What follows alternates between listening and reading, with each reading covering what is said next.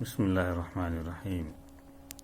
میرے پیارے دوستو، اس ویڈیو کو واچ کرنے والے میرے پیارے بھائیو بہنوں، میری بات کو غور سے سن لو۔ آج جو کچھ انڈیا میں چل رہا ہے، جیسے کہ مسلمانوں کے کسی بھی ریلیجس معاملے میں دخل اندازی ہو رہی ہے، تو اس کی وجوہات بھی غور کرنے کے لائق ہیں۔ پہلی بات یہ ہے کہ جو لوگ اسلام سے نفرت رکھتے ہیں یا مسلمانوں سے نفرت کرتے ہیں، ان کو اسلام کی جانکاری ہی نہیں ہے، اور مسلمانوں نے اپنی ایکٹیویٹیز سے بھی اسلام کو ریپرزینٹ نہیں کیا۔ مسلمان تو نام کے مسلمان ہیں، خود تو فالو نہیں کرتے ہیں اسلام کو، تو دوسروں کو کیسے انفارمیشن پہنچے گی؟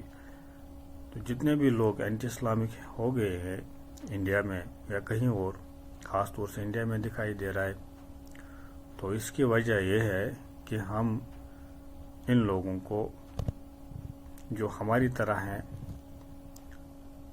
ان کو ہم گائیڈنس میں نہ کوئی ہیلپ کرتے ہیں، نہ ان کو اسلام کے بارے میں کوئی جانکاری دیتے ہیں، تبھی تو اینٹی اسلامک ہیں، تبھی تو ہمارے ریلیجس معاملوں میں انٹرفیئر کرتے ہیں۔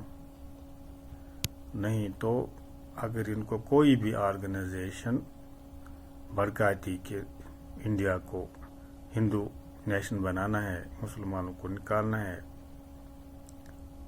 تو ہر کوئی ایسا ہندو یہی چاہے گا کہ ہندو نیشن ہو جائے، لیکن جب ہندو کو پتہ ہوگا کہ مسلم کہتے کس سے ہیں، اسلام ہے کیا، تو وہ کسی بھی آرگنائزیشن کے بھڑکاوے میں نہیں آ سکتے ہیں۔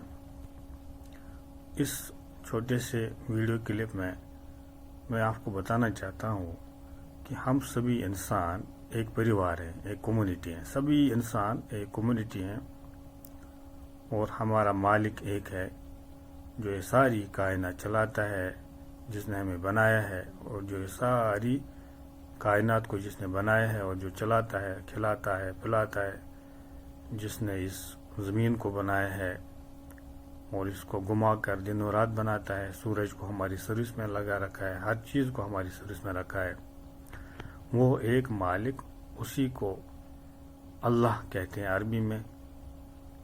اللہ اکبر کا مطلب ہے اللہ مہان ہے، بھگوان مہان ہے۔ اس مالک کو ہندی میں بھگوان کہتے ہیں یا ایشور کہتے ہیں، انگلش میں گاڈ کہتے ہیں، عربی میں اللہ کہتے ہیں۔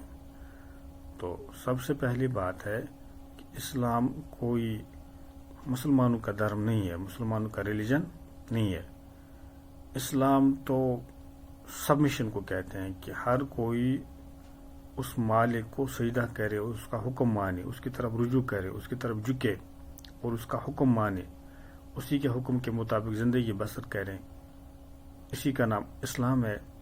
اور یہ شروع سے آیا ہے، جب سے انسان دنیا میں آیا ہے تب سے اس ہمارے مالک نے میسنجرز بھیجے ہیں، پیغمبر بھیجے ہیں، جن کو پیغمبر کہتے ہیں، انگلش میں میسنجرز کہتے ہیں، ہندی میں سندیش واہک کہتے ہیں۔ وہ وقت وقت پر انسانوں کی گائیڈنس کے لیے آئے،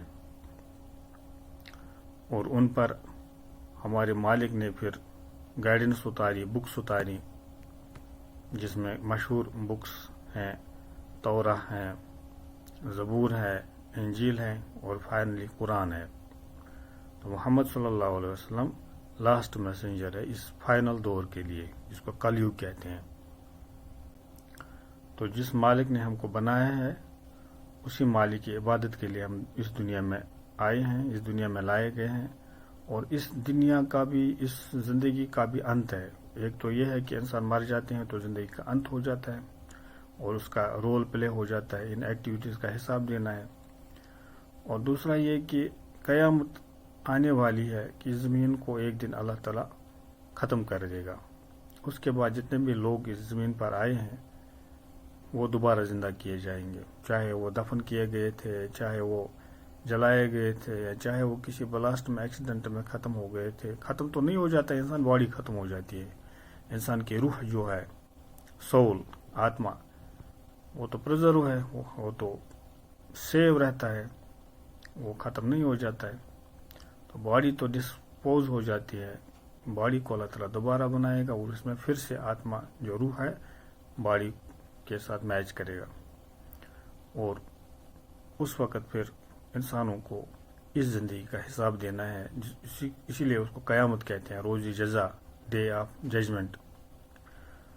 تو دو چیزیں ہیں جس کے لیے ہم اس دنیا میں آئے ہیں.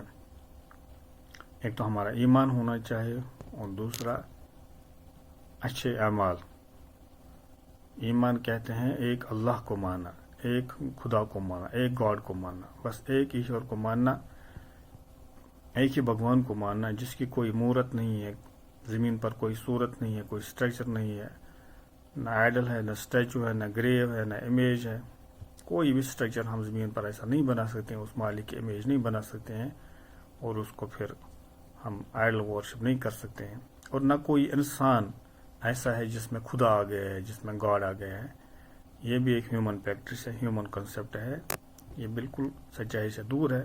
جتنے بھی ریلیجس اسکالر ہیں وہ اس بات کو پھیلائیں کہ گاڈ ہیومن میں نہیں آ سکتا ہے، اللہ ہیومن میں نہیں آ سکتا. کیوں نہیں آ سکتا؟ کیونکہ اللہ کو ہیومن سمجھنا، کسی ہیومن کو گاڈ سمجھنا، یہ تو اس گاڈ کو بڑا چھوٹا کر دینا ہے. کہاں وہ مالک جو پوری کائنات یونیورس چلاتا ہے، اور کہاں انسان، کمزور انسان، چھوٹا سا انسان. کیسے ہم کسی انسان کی آئیڈل بنا سکتے ہیں، اس کو ورشپ کر سکتے ہیں؟ ہاں، نیک ہو سکتے ہیں، اللہ کے بھگت ہو سکتے ہیں، خدا کے نیک بندے ہو سکتے ہیں، یہاں تک کہ میسنجر ہو سکتے ہیں، لیکن گاڈ نہیں ہو سکتا ہے کوئی بھی. نہ عیسیٰ علیہ السلام جس کو جیسس کرسٹ کہتے ہیں، جیسس کرسٹ، نہ وہ گاڈ ہے، نہ رام ہے، نہ یہ کرشنا ہے، نہ کوئی بھی ایسا ہے جس کی ورشپ کی جاتی ہے. گاڈ نہیں ہو سکتا ہے، ان کی ورشپ کرنا نرک میں لے جائے گا. آئیڈل ورشپ انسان کو نرک میں لے جائے گا. سورگ پراپت اسی کو ہوگا جو اس ایک بھگوان کو، ایک ایشور کو، ایک گاڈ کو بنا اس کی امیج بنائے اس کو ڈائریکٹلی ورشپ کرتا ہے، اس کے احکام کو جانتا ہے. قرآن جو فائنل بک آئی ہے اس میں اللہ کے کمانڈز آئے ہیں، اپڈیٹ ہوئے ہیں. تو ان کمانڈز کو جاننے کہ اللہ کیا چاہتا ہے کہ ہم کریں اور کیا نہیں چاہتا ہے ہم انسانوں سے. اس نے جو احکام دیے، حکم دیے، ان کو ماننا ہے. اسی میں ہم انسانوں کی بھلائی ہے، اور اسی سے ہم انسانوں کو سورگ یعنی جنت پراپت ہوگا، جنت ملے گی، ہمیشہ والی زندگی ملے گی.